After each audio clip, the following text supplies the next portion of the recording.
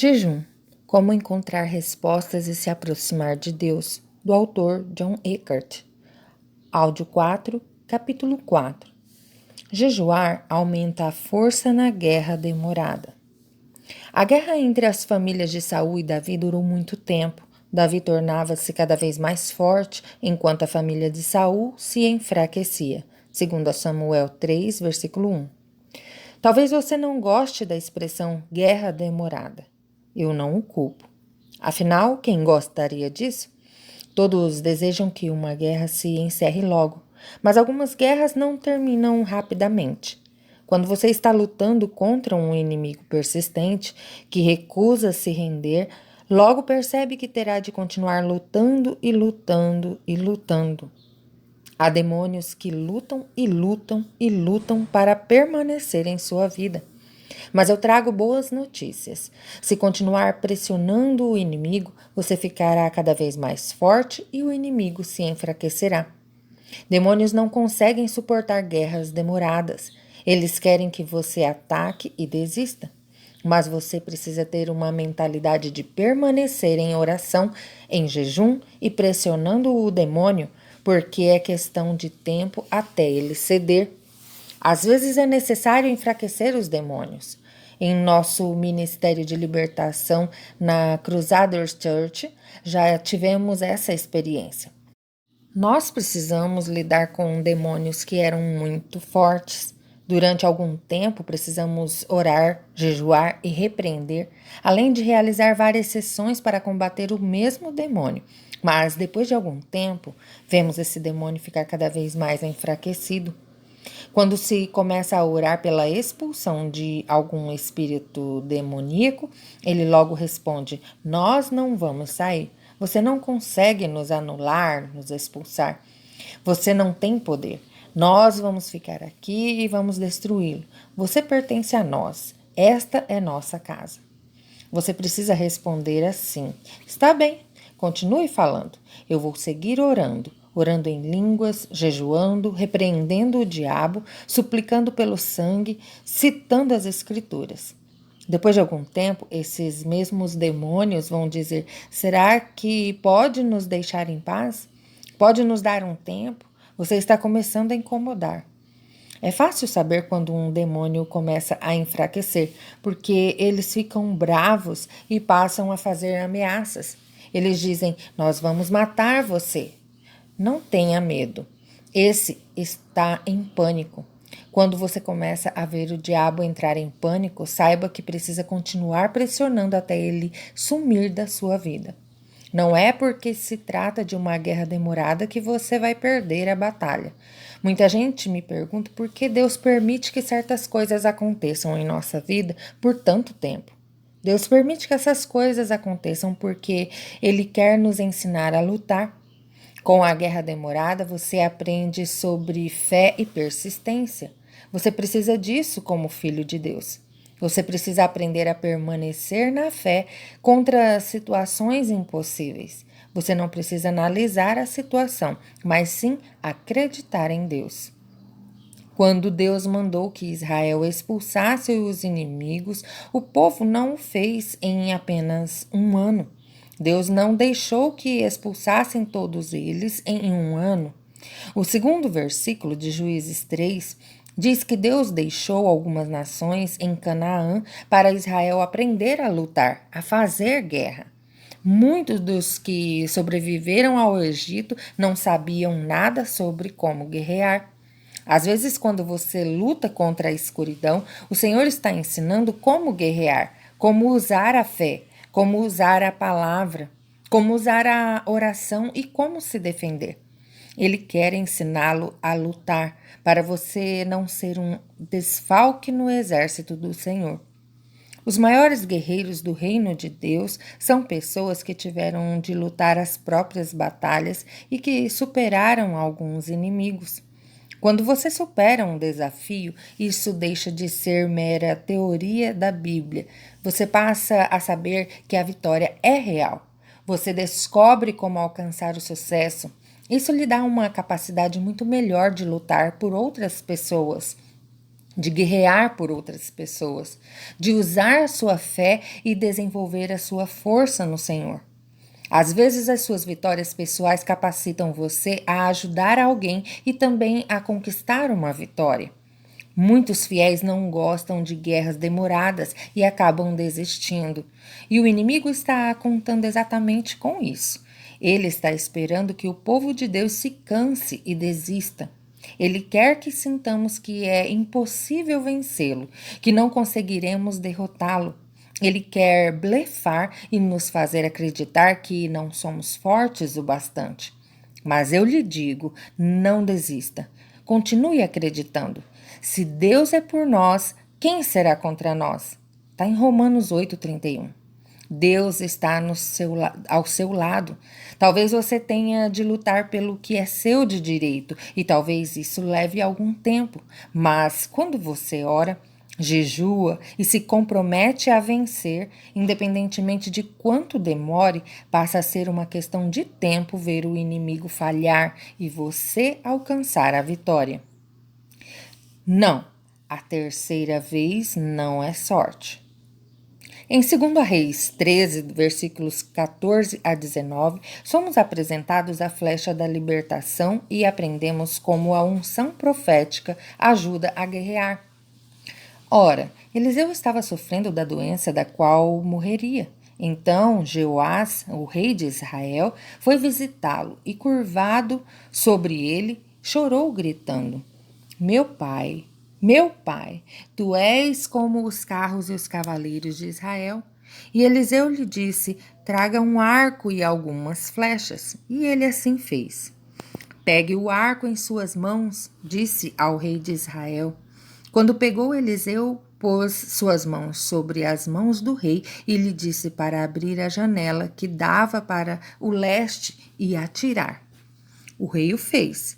Então Eliseu declarou: esta é a flecha da vitória do Senhor, a flecha da vitória sobre a Síria.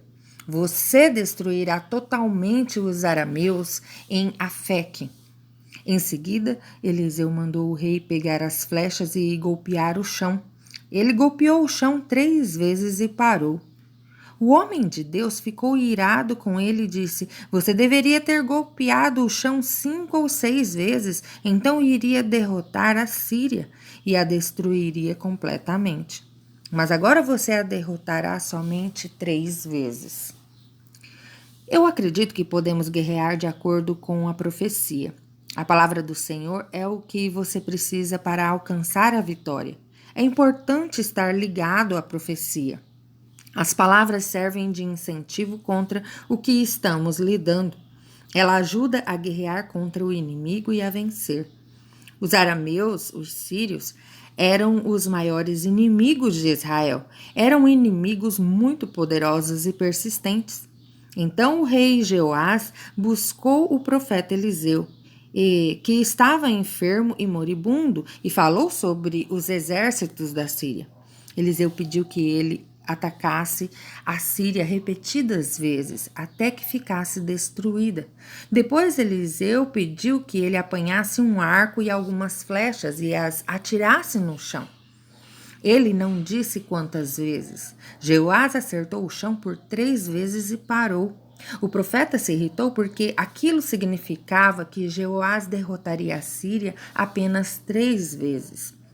3 vezes não seriam suficientes para derrotar os sírios, como Eliseu havia profetizado. Talvez Eliseu pudesse ter dito quantas vezes atirar as flechas ao chão, mas às vezes aquilo que está dentro de uma pessoa se exterioriza em forma de ações. Jeoás não tinha raiva e ódio do inimigo o suficientes para atingir o chão além da 3ª vez, ou até que a flecha se partisse. Quando lidamos com o inimigo, é preciso fazer mais que dar um tapa com luvas de pelica. É preciso realmente querer vencer. Você precisa odiar aquilo contra o que está lutando, a ponto de atirar até que a flecha se quebre. É preciso odiar a luxúria, a pobreza, o medo, a rejeição ou o que quer que seja, até você conseguir esmagar isto. Não basta tentar uma, duas, três vezes e depois olhar para o profeta e perguntar: será que basta? Não, atire até destruir tudo. Há também outro princípio. Às vezes é preciso alcançar mais que uma vitória antes de derrotar o inimigo completamente. Não bastaria apenas uma batalha, e sim mais de uma. Em essência, o profeta disse: você deveria ter golpeado o chão 5 ou 6 vezes. Então iria derrotar a Síria e a destruiria completamente, mas agora você a derrotará somente 3 vezes. Obviamente, aquelas 3 vitórias não seriam suficientes para destruir completamente os sírios. Os sírios perderiam, mas ainda teriam capacidade de se reerguerem. É preciso destruir o inimigo a ponto de ele não conseguir se levantar. Precisamos estragar as fortalezas dele a ponto de destruí-las, para não precisarmos mais nos preocupar com elas. Faraós teimosos. Não tenham medo, fiquem firmes e vejam o livramento que o Senhor lhes trará hoje, porque vocês nunca mais verão os egípcios que hoje vêm. Êxodo 14, versículo 13. O faraó era do tipo de pessoa que agrada o diabo. Ele era teimoso e mantinha o coração duro, não mudava de ideia. Não importava quanta punição surgisse, ele continuava a endurecer o coração. Mas enfim, Deus tinha uma carta na manga para vencê-lo. O Senhor tomou o primogênito do faraó. Este último ainda perseguiu o povo de Deus, mas o Senhor disse: não se preocupem com ele, eu vou afogá-lo no mar e vocês não mais o verão. Eu rogo para que todo faraó teimoso seja afogado e você não precise mais vê-lo.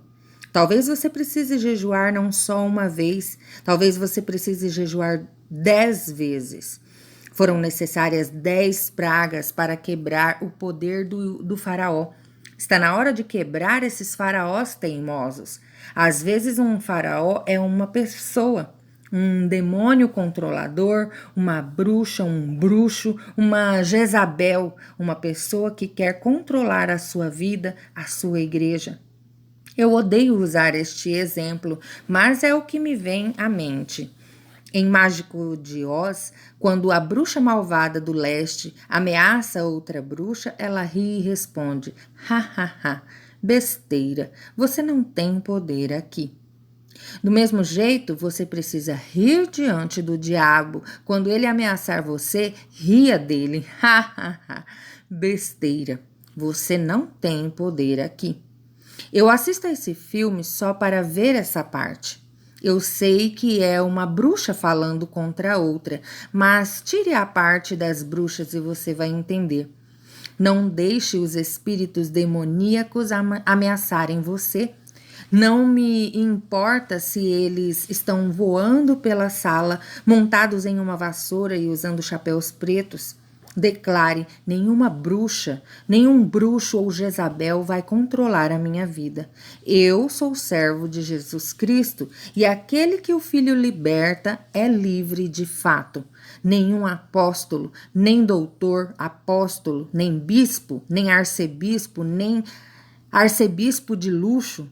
Não me importa qual seja o seu título, nenhum profeta, nem profetiza. Seja lá como o chamem, você não vai controlar a minha vida. Você não vai me dominar, me manipular e me intimidar. O diabo é um mentiroso. Às vezes é preciso mais do que uma praga, uma batalha ou uma vitória para derrotar inimigos teimosos. Existe um segredo em relação a esses teimosos. Você atinge o inimigo, mas ele continua voltando. Parecia não importar o que Deus fazia para afastar o faraó dos filhos de Israel. Ele não deixava o povo de Deus em paz. Até mesmo os conselheiros do faraó disseram: e isso é o dedo de Deus, você não pode lutar contra Deus. Confira lá em Êxodo 8, versículo 19. No fim das contas, até o faraó teve de se ajoelhar perante o rei dos reis. Está na hora de acertar o diabo. Não vamos deixar os demônios em paz, ainda que eles clamem: deixe-nos em paz. Veja Marcos 1, versículo 23 e 24. Nós vamos pressioná-los, vamos amarrá-los, repreendê-los, expulsá-los. Vamos orar e jejuar e combater os poderes do inferno. Eles já ficaram em paz por muito tempo. Ninguém estava orando, jejuando, exercendo autoridade e orando. Por isso eles tomaram conta de gerações inteiras. Eles fizeram o que queriam. Mas agora há uma nova geração surgindo. Agora há pastores, profetas, apóstolos, professores, evangelistas e fiéis que não deixarão o inimigo em paz até ele ser destruído. Confissões de nunca mais. Nunca mais o faraó, Satanás, vai me controlar, porque eu fui libertado de seu poder. Nunca mais vou permitir que o diabo faça o que quiser em minha vida, pois eu vou resistir ao diabo e ele fugirá de mim, como em Tiago 4, versículo 7. Nunca mais vou ouvir ou acreditar nas mentiras do diabo, pois ele é mentiroso e pai da mentira. João 8, 44. Nunca mais vou ser perturbado por espíritos imundos. Lucas 6, 18. Nunca mais vou ser perturbado pelo inimigo. Mateus 9, 36. Nunca mais vou ser preso, porque o Filho de Deus me libertou. E eu, de fato, sou livre. João 8, 36. Nunca mais vou deixar os demônios da mente dividida e instável me confundirem e me fazerem indeciso. Tiago 1, 8. Nunca mais vou permitir que maldições atrasem a minha vida. Eu destruo toda maldição, pois eu fui redimido das maldições. Gálatas 3, 13. Nunca mais vou abrir a porta para os demônios entrarem em minha vida através da falta de perdão. Mateus 13, 35. Nunca mais vou abrir a porta para os demônios entrarem em minha vida através do pecado rotineiro. Nunca mais vou abrir a porta para os demônios entrarem em minha vida através do ocultismo. Nunca mais vou abrir a porta para os demônios entrarem em minha vida através da rebeldia e da desobediência. Nunca mais vou deixar o demônio da mente controlar os meus pensamentos. Eu rompo todos os tentáculos do controle mental. Nunca mais vou deixar espíritos de serpente e escorpião afetarem a minha vida, porque eu tenho poder para pisar neles. Nunca mais vou deixar o inimigo ser meu mestre. Jesus é o meu Senhor. Nunca mais vou tolerar as obras do diabo em minha vida, pois Jesus veio para destruir as obras do diabo. 1 João 3, 8. Nunca mais vou baixar os meus padrões em minha santidade. A palavra de Deus será minha medida, não os padrões do mundo. 2 Coríntios 10, 2. Nunca mais vou deixar o inimigo controlar nenhuma parte da minha vida, porque ela está sob o controle do Espírito e da palavra de Deus. Nunca mais vou permitir que o inimigo controle o meu destino, porque Deus é o revelador e determinador do meu destino. Nunca mais vou permitir que o inimigo aborde nenhum plano de Deus para a minha vida. Nunca mais vou permitir que alguém me afaste do amor de Deus, porque me comprometo a caminhar no amor, porque Deus é o amor. 1 João 4, versículos 7 e 8. Nunca mais vou fechar as portas da minha compaixão. 1 João 3, 17. Nunca mais vou procurar meus interesses, porque o amor não procura os próprios interesses, como em 1 Coríntios 13, versículo 5. Nunca mais vou me irar facilmente, porque o amor não se ira facilmente. 1 Coríntios 13, 5. Nunca mais vou guardar rancor, porque o amor não guarda rancor. 1 Coríntios 13, 5. Nunca mais vou me alegrar com a injustiça, porque o amor não se alegra com a injustiça. 1 Coríntios 13, 6. Nunca mais vou perder a esperança, pois o amor tudo espera. 1 Coríntios 13, 7. Nunca mais vou desistir, pois o amor tudo suporta. 1 Coríntios 13, versículo 7.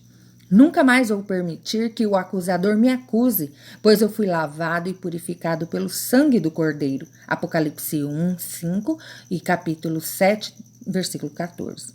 Nunca mais vou deixar o pranto e a tristeza tomarem conta da minha alma, pois o Senhor removeu de mim todo pranto e choro de tristeza. Isaías 65, 19. Nunca mais vou permitir que o céu esteja ausente de minha vida, porque o Senhor me abriu as comportas dos céus. Malaquias 3, 10.